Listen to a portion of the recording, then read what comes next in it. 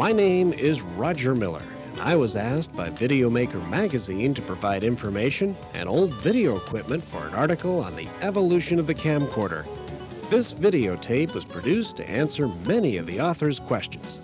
In the late 1970s, home video equipment was very expensive, mysterious, and in many areas bought only from stores that sold electronic parts to gadget freaks, like me.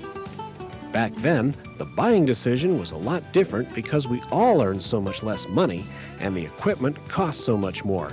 Typically, it cost about $3,000 to start shooting a home video.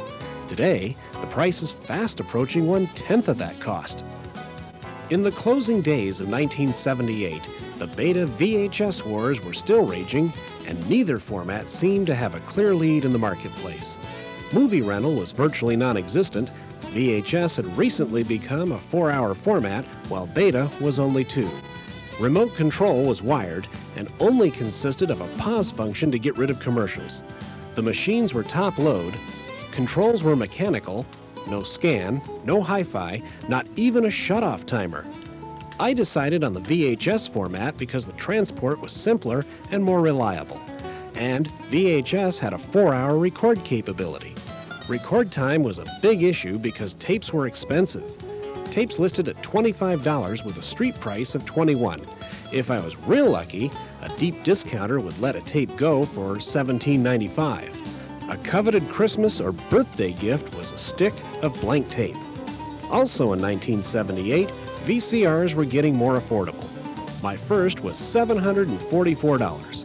A week later, I bought another so that I could do some crash editing. I chose Panasonic's first model, PV1000, because it was VHS and rated #1 in reliability. By 1982, VCR sales had been booming for quite a while, and on this newscast, people were learning information for the first time that is now commonplace or distant history. The controversy stems from the fact that there are many types of VCRs available, and since the opposing formats aren't compatible, it's the consumer, as usual, who's caught in the expensive twilight zone that exists in between. Beta was the first system to come about, and about 2 years later, VHS came aboard, with Panasonic being the forerunner in that format. What's the advantage of somebody who likes television owning one of these machines? You can time shift, time delay. You can record channel 2 while watching channel 4. You can program it to record when you're not at home. The more sophisticated units, you can program up to 7 days in advance. Recording off the air by strict definition may not be an alternative to TV. In fact, it merely allows you to watch more TV. But there's another function of the VCR which provides a clear alternative, the pre-recorded cassette. Just about everything's available on cassette now, from harmless corn to hardcore porn. Home entertainment field. The discs aren't that new, although the price has dropped some lately. This is, though. You got the Rent-A-Beta, which means you can rent a whole machine with a movie in it. You can now go to some video stores and rent just the movies if you've already got the videotape machines. At $2.50 a day, that's a lot less than going to the drive-in movies. From Pasadena, Judd Rose, Channel 7, Eyewitness News. In the early days of time shifting, the shows on these tapes seemed a lot more interesting. Now, the commercials and newscasts seem to attract the most attention. The clips that you are now watching were transferred from the original raw footage in April of '98 and are fast approaching twice the maximum 10 years of age that some experts believe an image can be stored on videotape. And from our desk in Washington, Frank Reynolds. Good evening. Day 51, Christmas Eve. 1980 will appear at the bottom, signaling in the new decade. Happy New Year! 52 Americans who were set free only after he was no longer president. From ABC, 52 Americans whose captivity in Iran finally ended yesterday. The maiden launch of the Space Shuttle Columbia should take place on schedule during the week of April 6th.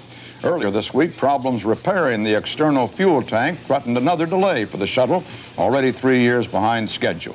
John Lennon in critical condition after being shot in New York, Story 11. Prior to 1982, home video editing consisted of taking your footage to a place that sold industrial video equipment where you paid $25 to $50 an hour to rent an edit bay. You bumped it up to 3/4, edited your footage, and then dumped it back to your VHS or Betamaster.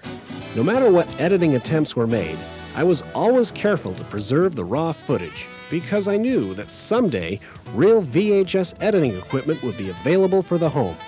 And by 1982, it was, for $7,500.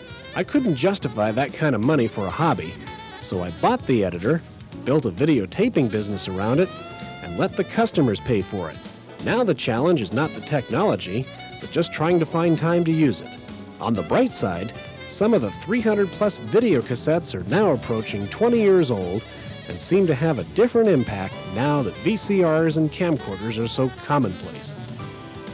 By 1979, portable VCRs were starting to show up in the marketplace, but at $1,500 to $2,000, they were well out of my reach. Fortunately, the first generation cameras were starting to be clearance priced, so I selected the Panasonic PK300 for $777 on sale, which was down from its original price of $1,500. It was a 100 lux camera, 6:1 zoom lens, weighed 12 pounds, and burned about 10 times the power of today's camcorder, and still needed a portable VCR to make a recording. In a head-to-head shootout, the Panasonic had the best picture quality. Newer cameras were smaller and lighter, but would not have as good picture quality for another 2 years.